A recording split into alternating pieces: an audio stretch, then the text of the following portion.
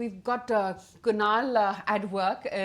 Given that Nifty has rallied about 1,200 points in the last 11 sessions after a good 5 months of a downtrend, let's try and understand what are the factors which are leading to this move. What does it really mean? Can the Nifty hold through? And more importantly, what's aided and contributed to this 1,200 point move? Kunal, over to you.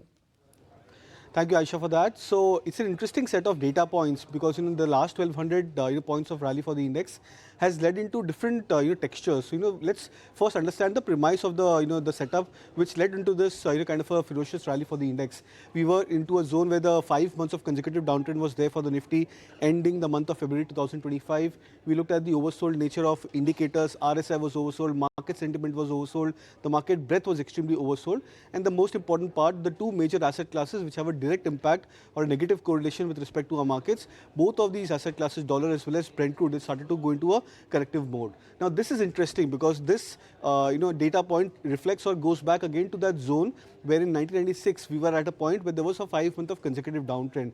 Now as you can see in 1996, when we've seen 5 months of consecutive downtrend on the index, post that we saw almost a 2 to 3 month of recovery for the markets. This time around also, so far we've gone through the first month of recovery.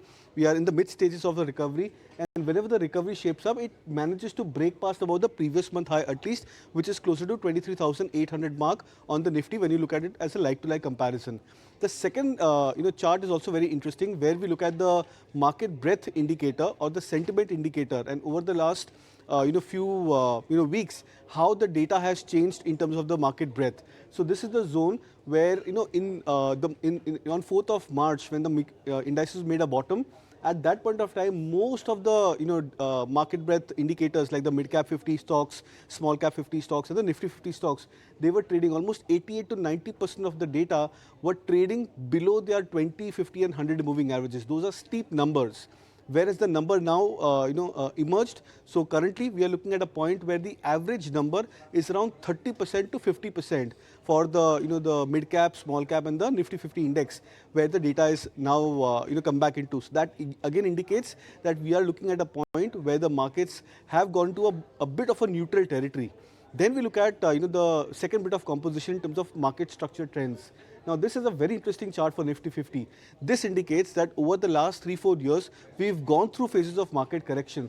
But the trend line which shapes up for the index, as you can see that historically also when the index went to a similar kind of a correction, when the index went to a correction, the markets went to a corrective zone. The trend line managed to break, and then post that trend line breakout, we saw the index retesting the 200-day moving average line. In this case, that's again at 23,800 to 24,000 mark for the Nifty.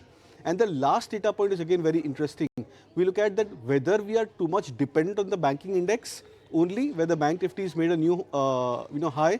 But this time around, the change is that there are other sectors which are offsetting the move, which are stronger than banks. You've looked at the PSU sectors, metal stocks, energy, media. There are so many sectors which are now looking very attractive. That indicates that we have much more room on the upside to go up higher for the indices. Interesting, much more room, and we've seen the big contributors as well which have taken the market forward.